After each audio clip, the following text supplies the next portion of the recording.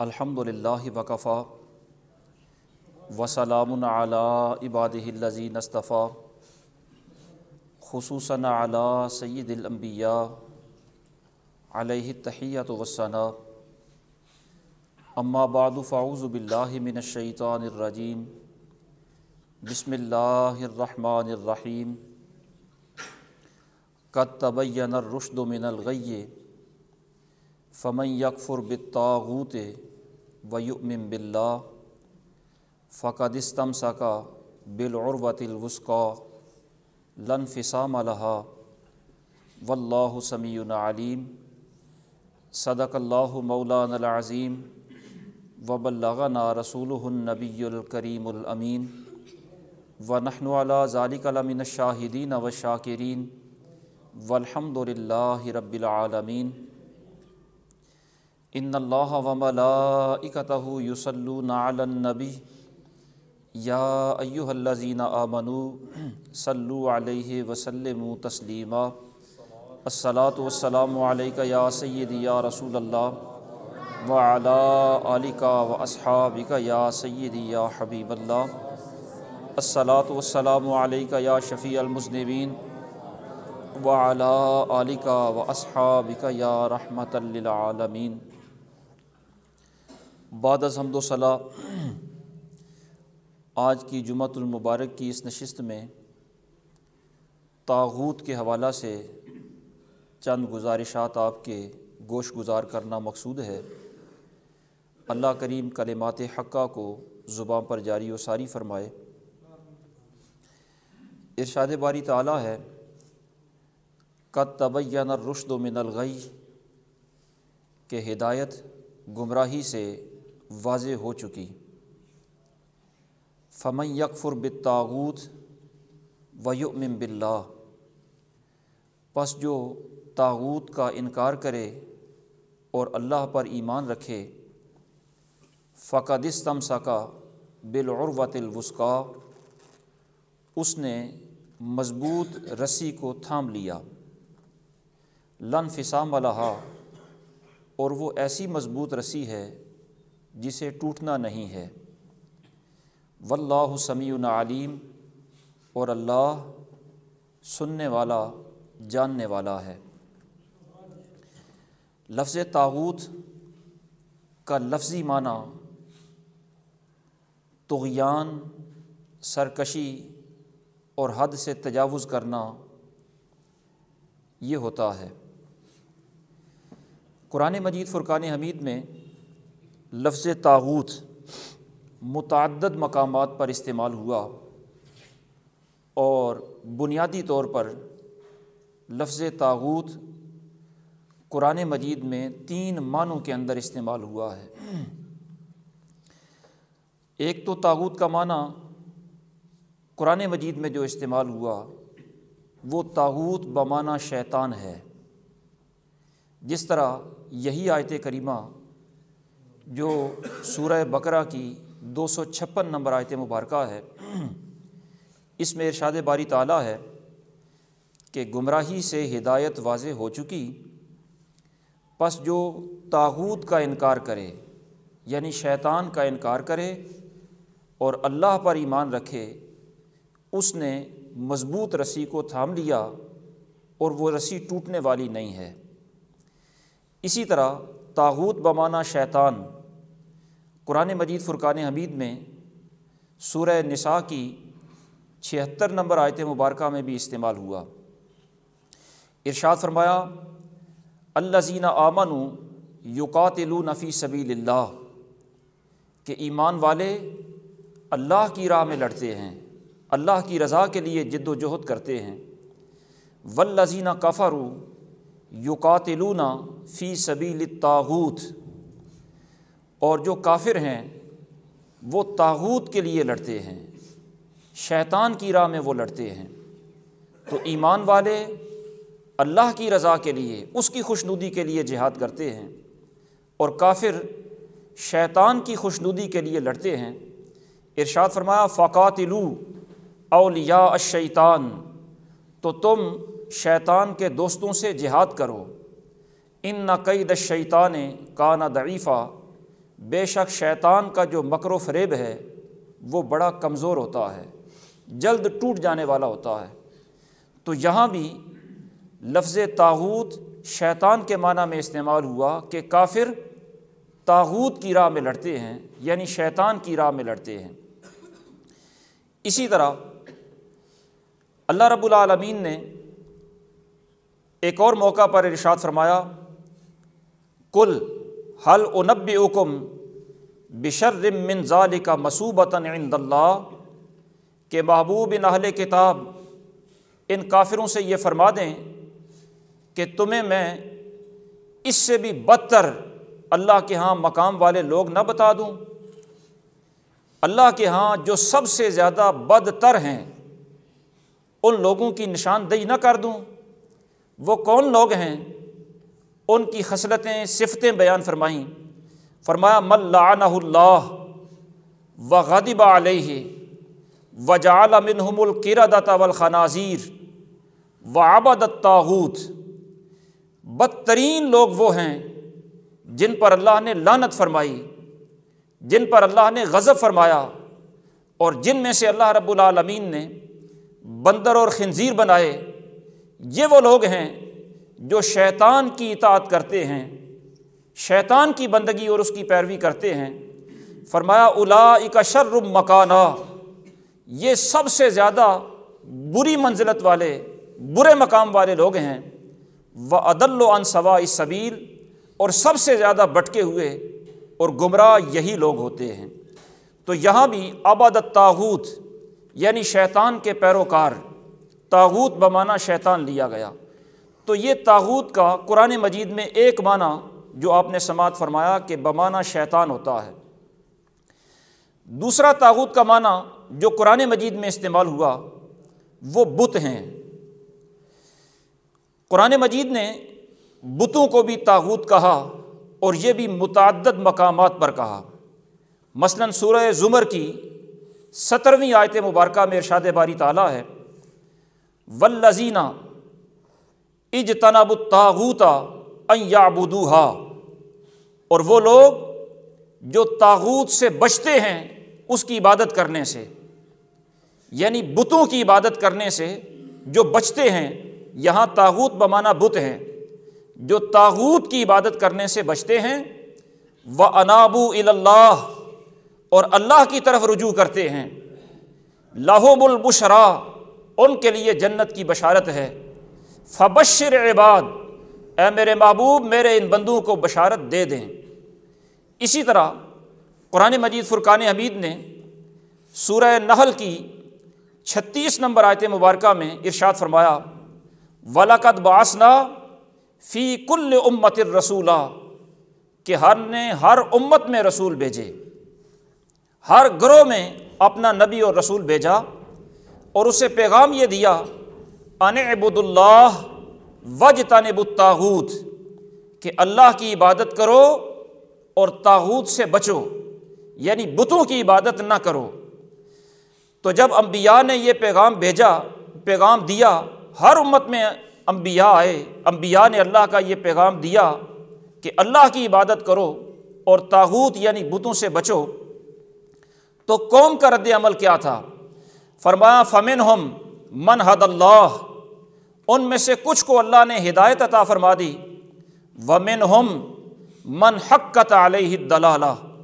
اور ان میں سے کچھ وہ تھے جن پر گمراہی ثابت ہو گئی۔ فَسِيرُوا فِي الْأَرْضِ، اے لوگو زمین میں چل کر دیکھو تو صحیح، فَانظُرُوا كَيْفَ كَانَ عَاقِبَةُ الْمُكَذِّبِينَ، اور دیکھو جھٹلانے والوں کا انجام کیسے ہوا۔ انہیں کہا گیا تھا کہ طاغوت سے بچو، لیکن وہ بت پرستی میں مبتلا رہے، تو ان کا انجام دیکھو کیسا ہوا۔ کسی کو اللہ نے بندر بنا دیا، کسی کو خنزیر بنا دیا، کسی کو اللہ رب العالمین نے آندھی کا عذاب دیا، کسی پر زمین پلٹ دی۔ جو بھی مکذبین ہیں ان پر دیکھو تو صحیح، کسی پر پتھروں کی بارش نازل کی گئی، کسی پر ٹڈی کا عذاب آیا، کسی کو دریا کے اندر غرق کر دیا گیا۔ فرمایا چل کر دیکھو تو صحیح ان کا انجام کیسا ہوا۔ اسی طرح لفظ طاغوت کا تیسرا معنی جو قرآن مجید میں استعمال ہوا وہ یہودیوں کے بارے میں استعمال ہوا۔ اور یہودیوں میں سے بھی جو یہودیوں کا بہت بڑا سردار کعب بن اشرف، جس کو آپ یہودیوں کی ریڑھ کی ہڈی کہہ سکتے ہیں، وہ یہودیوں کا سرغنہ جو ہمیشہ اسلام دشمنی میں پیش رہا اور ہمیشہ مسلمانوں کو اس نے نیچا دکھانے کی کوشش کی، اس کعب بن اشرف کو بھی قرآن مجید نے متعدد مرتبہ طاغوت کا نام دے کر یاد کیا۔ مثلاً سورہ بقرہ کی 257 نمبر آیت مبارکہ میں ارشاد باری تعالیٰ ہے والذین کفروا اولیاؤہم الطاغوت، کافروں کے دوست طاغوت ہیں، یعنی کافروں کا دوست کعب بن اشرف ہے، کافروں کی دوستی یہودیوں سے ہے، اور یہ ان کی دوستی کیسی ہے، اس کا نتیجہ کیا برآمد ہوتا ہے؟ فرمایا یخرجونہم من النور الی الظلمات، وہ انہیں نور سے نکال کر اندھیروں میں لے جاتے ہیں۔ کافر جب بھی اسلام کے قریب آنا چاہتے ہیں، انہیں ہدایت کا نور ملنا ہوتا ہے، تو وہ اسے نور سے دور کر کے، کعب بن اشرف اور دیگر یہودی اس نور سے دور کر کے پھر کفر کی دلدل میں، کفر کے اندھیرے کے اندر انہیں بٹکا دیتے ہیں۔ تو یہاں طاغوت بمانا کعب بن اشرف ہے اور یہ یہودیوں کا سرغنہ ہے۔ اسی طرح اللہ رب العالمین نے سورہ نساء کی 51 نمبر آیت مبارکہ میں اسی کعب بن اشرف کو طاغوت کہتے ہوئے ارشاد فرمایا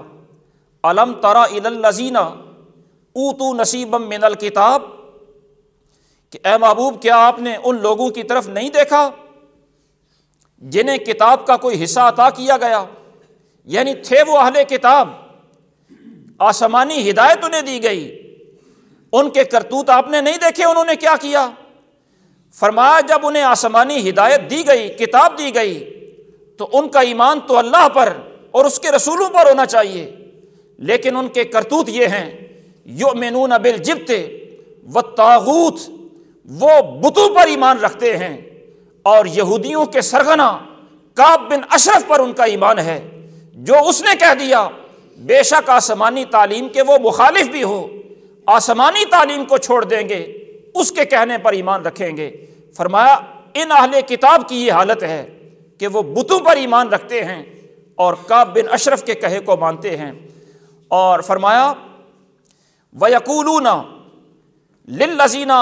آمَنُوا لِلَّذِينَ كَفَرُوا،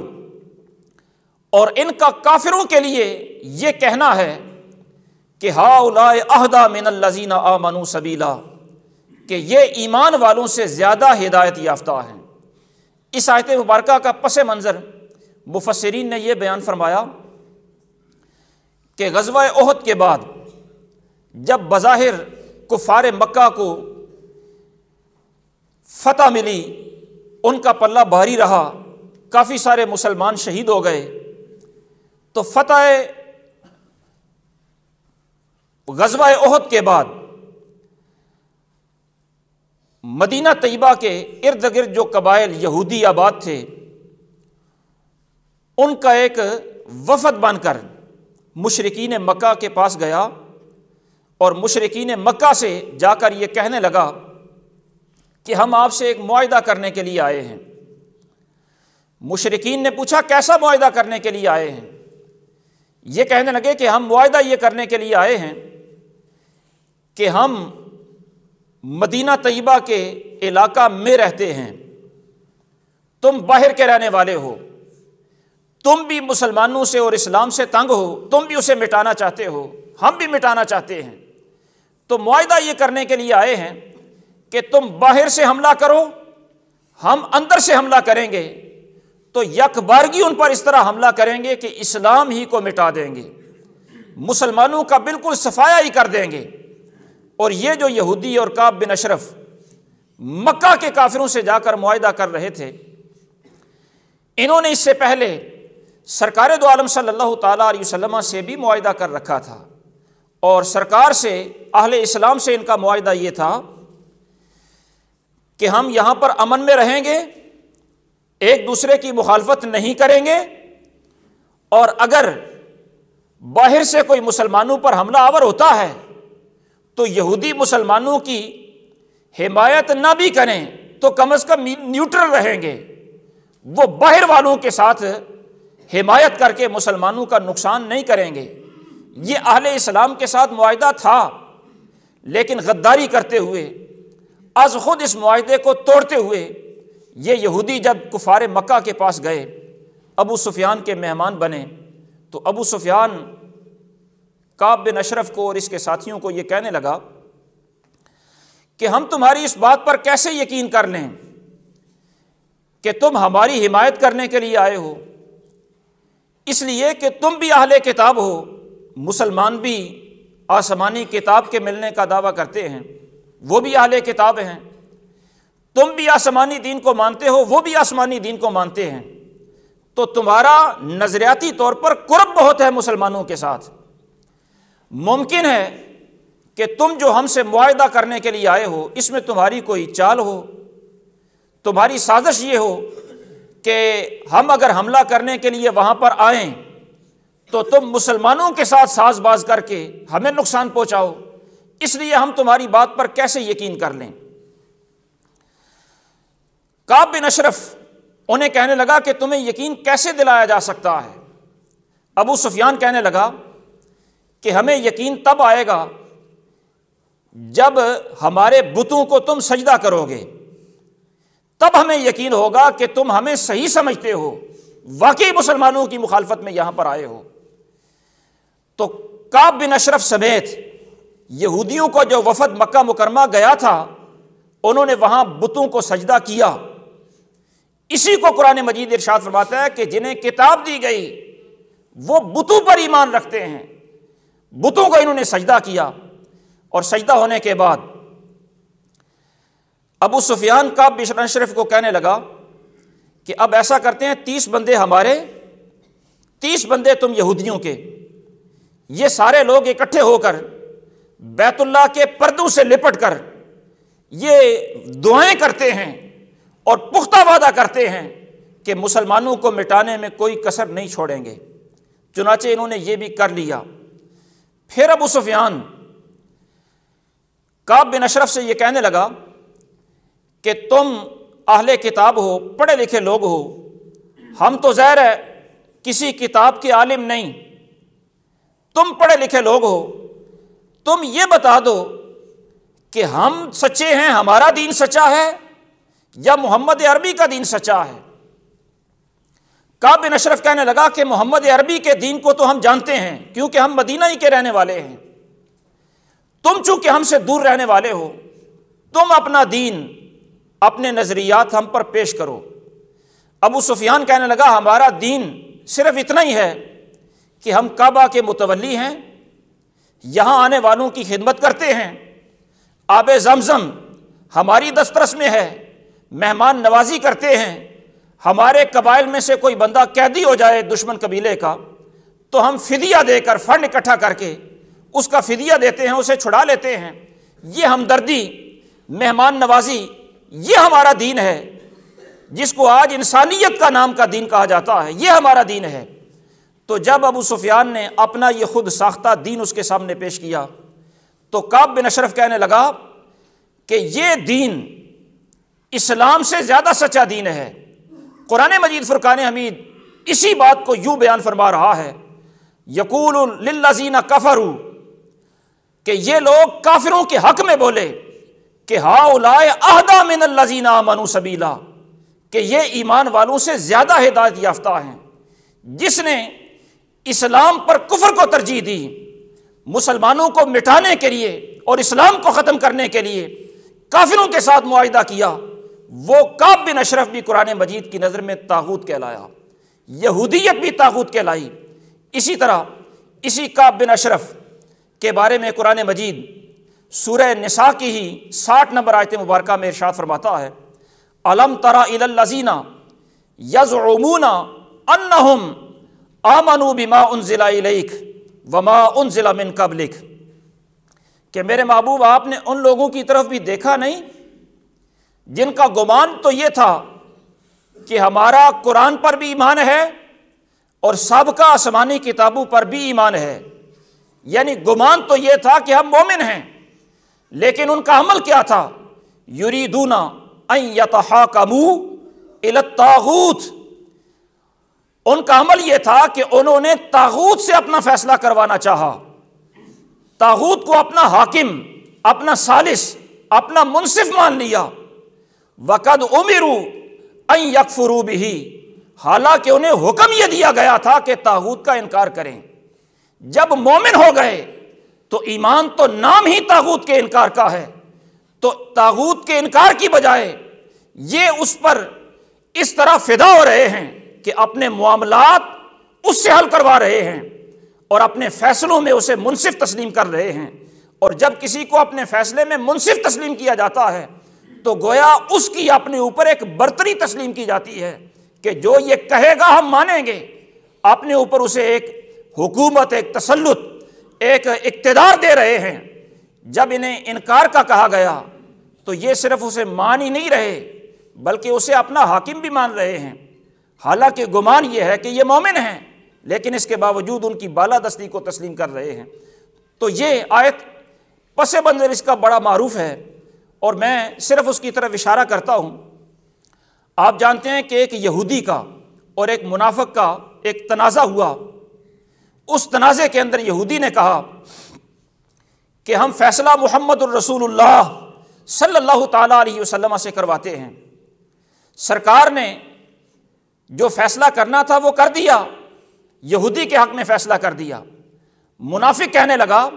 کہ نہیں، حضور کو دنیا داری کے معاملات کی خبر نہیں، وہ تو دین بتانے کے لیے آئے ہیں، اس لیے دنیا داری کے اندر کعب بن اشرف بڑا کاریگر آدمی ہے، اس سے فیصلہ کرواتے ہیں۔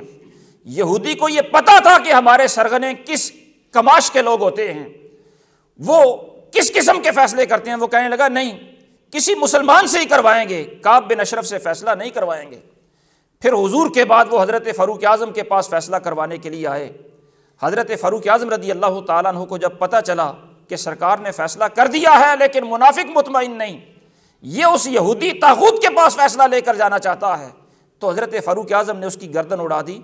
تو قرآن مجید اس پس منظر میں ارشاد فرما رہا ہے کہ محبوب ان لوگوں کی طرف، منافقوں کی طرف آپ نے دیکھا نہیں کہ دعویٰ یہ ہے کہ ہم ایمان رکھتے ہیں کتاب اللہ پر بھی، سابقہ آسمانی کتابوں پر بھی، لیکن فیصلے اپنے یہودیوں سے کروانا چاہتے ہیں۔ تو خلاصہ کلام یہ ہے کہ لفظ طاغوت کا لفظی معنی تو سرکشی ہے، حد سے تجاوز کرنا ہے، لیکن قرآن مجید میں یہ لفظ 3 معنوں میں استعمال ہوا۔ شیطان کو بھی طاغوت کہا گیا، بتوں کو بھی طاغوت کہا گیا، اور یہودیوں کو بھی طاغوت کہا گیا۔ اب ان 3 معنوں کے اندر جو چیز ما بہل اشتراک ہے، مشترکہ جو چیز ہے، وہ مشترکہ چیز ان سب کی سرکشی ہی ہے۔ شیطان کی سرکشی، اس کا حد سے تجاوز کرنا کسی سے بھولا ہوا نہیں ہے، حکم الہی کے سامنے اس نے سرکشی کی۔ بت یہ بھی سرکشی کا ایک باعث بنتے ہیں، سبب بنتے ہیں۔ اسی طرح یہودیوں کی سرکشی یہ بھی کسی سے مخفی نہیں، اس لیے جو لفظی معنی ہے وہ ان تینوں مصداقوں کے اندر بدرجہ اتم پایا جاتا ہے۔ اور یہودیوں کی جو سرکشی اور اسلام دشمنی ہے، یہ ان کی جبلت کے اندر شامل ہے، ان کی فطرت کے اندر شامل ہے۔ ان کی یہ سرکشی اور اسلام کے خلاف عداوت یہ کبھی ان کے وجود سے جدا نہیں ہوتی۔ اس لیے طاغوت کے اگرچہ قرآن مجید کے اندر یہ 3 ہی معنی استعمال ہوئے، لیکن جہاں بھی اللہ رب العالمین کے مد مقابل سرکشی کا کوئی سسٹم پایا جائے یا سرکشی کا کوئی نظام پایا جائے، کوئی عمل سرکشی والا پایا جائے، اس سارے نظام کو اور اس عمل کو طاغوتی عمل یا طاغوتی نظام کہا جاتا ہے۔ اس وقت ہماری دنیا کے اندر جو طاغوتی نظام جس معنی میں استعمال ہوتا ہے وہ معنی یہ ہے کہ جو بھی برائی کی راہ ہو، سرکشی کی راہ ہو، برائی کا نظام ہو، اللہ رب العالمین کے عطا کردہ نظام ہدایت کے مد مقابل کوئی نظام ہو، اس نظام کو طاغوتی نظام کہا جاتا ہے۔ اور اس طاغوتی نظام کے اندر سب سے زیادہ پیش باقی اقوام بھی ہیں اسلام دشمنی کے اندر، اور اللہ کے بتائے ہوئے نظام کے خلاف اپنا نظام قائم کرنے کے اندر باقی قومیں بھی ہیں، لیکن یہودی وہ سب سے زیادہ پیش ہیں۔ اور یہودیوں نے جو نیو ورلڈ آرڈر کے نام سے جو منصوبہ سازی کر رکھی ہے، یا عالمی تسلط قائم کرنے کے لیے اور اپنا عالمی تسلط جمانے کے لیے، قبضہ کرنے کے لیے، پوری دنیا کو اپنے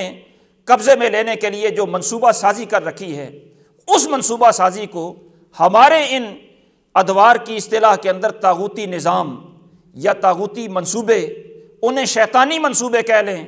طاغوتی منصوبے کہہ لیں، یہودی منصوبے کہہ لیں، سارے لفظ اس پر منطبق آتے ہیں۔ اور یہودیوں نے